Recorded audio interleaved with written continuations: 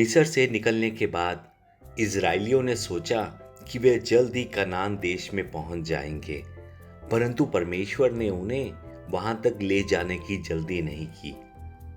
परमेश्वर धीरे धीरे उनके साथ जंगल में चला और कुछ समय के लिए मरुस्थल में रुक गया। वैसे तो कनान देश में पहुंचना उनका लक्ष्य था, परंतु ऐसा प्रतीत होता था कि परमेश्वर ने एक लंबा चक्कर लगाने का मन बना लिया हो। जैसा इजरायलियों ने सोचा था, सब कुछ उनकी सोच से अलग हो रहा था। परमेश्वर ने ऐसा क्यों किया? यह सब परमेश्वर ने इसलिए किया कि परमेश्वर उन्हें अपनी पवित्र प्रजा बनाना चाहता था, जो सिर्फ उस पर आशा रख सके। पर एक पवित्र प्रजा बनने के लिए उन्हें परमेश्वर के साथ किया गया वादा निभाना था, क्योंकि इजरायली गुलाम के रूप में रह रहे थे। इसलिए वे एक तरफा आदेश का पालन करना तो जानते थे, परंतु उन्हें वादों को निभाने के बारे में कुछ भी ज्ञान नहीं था। जब इजरायलियों के पास कनान देश के मार्ग में भोजन समाप्त हो गया, तो परमेश्वर ने उन्हें मन्ना नामक भोजन दिया। हर सुबह उन्हें मन्ना दिया जाता था। इसका अर्थ है परमेश्वर की प्रतिज्ञा कि वह अपने लोगों के लिए हर रोज की रोटी प्रदान करता है। इस प्रतिज्ञा के अनुसार इजरायली प्रतिदिन भोर को बिना किसी मेहनत किए मन्ना का आनंद उठाते थे। कुछ लोगों ने मन्ना को सुबह तक रखकर परमेश्वर के वचन को तोड़ा। अगर कोई सुबह तक मन्ना रखता था तो उस मन्ना में कीड़े पड़ जाते थे और उससे बदबू आनी शुरू हो जाती थी।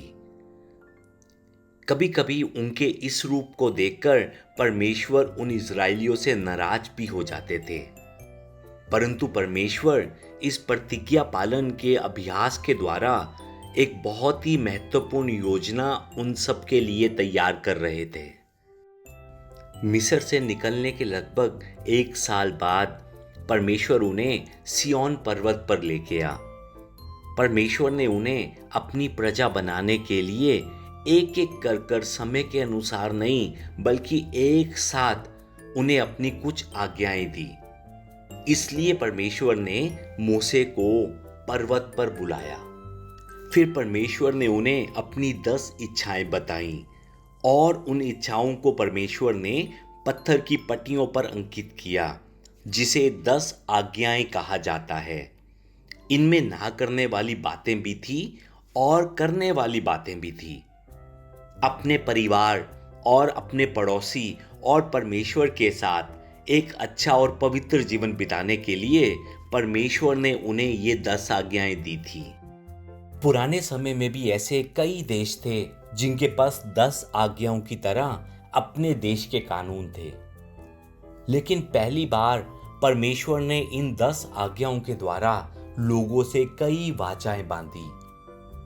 ये आज्ञाएं हम पर बोझ डालने के लिए नहीं, परंतु हमें परमेश्वर की निज प्रजा बनाने के लिए, आपस में प्रेम करने के लिए, दुख सुख में एक दूसरे का साथ देने के लिए थी। परमेश्वर ने मूसे के द्वारा ये 10 आज्ञाएं हजारों साल पहले दी थी, पर आज भी ये आज्ञाएं हमें परमेश्वर की प्रजा बनाने के लिए परमेश्वर की ओर से हैं। ये उनके लिए हैं जो परमेश्वर के साथ एक पवित्र जीवन बिताना चाहते हैं।